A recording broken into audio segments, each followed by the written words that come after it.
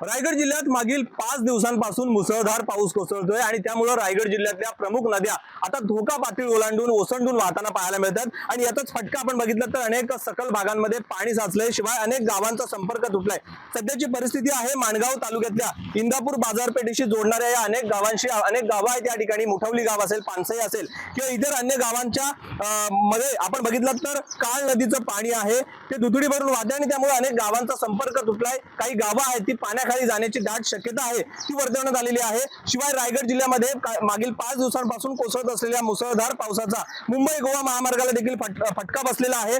सुकेली खिंडीमध्ये मोठ्या प्रमाणात पाणी आल्याने तिथली वाहतूक आहे ती ठप्प पडलेली पाहायला मिळते। माणगाव जवळ देखील अनेक भागांमध्ये मुंबई गोवा महामार्गावर पाणी साठलंय आणि त्यामुळे जनजीवन आहे ते विस्कळीत झालेलं पाहायला मिळतंय। मागील 5 दिवसांपासून कोसळत असलेल्या मुसळधार पावसामुळे धरणांची पाणी पातळी देखील मोठ्या प्रमाणात वाढ होत आहे आणि त्याशिवाय आता पुढील काही तासांमध्ये पावसाचा जोर आहे तो वाढणार असल्याची शक्यता हवामान विभागाकडून वर्तवण्यात आलेली आहे। त्यामुळे अनेक भागांमध्ये पूर परिस्थिती निर्माण होण्याची शक्यता आहे ती वर्तवण्यात आलेली आहे। जिल्हा प्रशासन या ठिकाणी आता अलर्ट मोडवर आहे, त्यामुळे नागरिकांना सुरक्षित आणि सावधानतेचा इशारा आहे तो आता देण्यात आलेला आहे। गणेश मापळकर, एबीपी माझा, रायगड।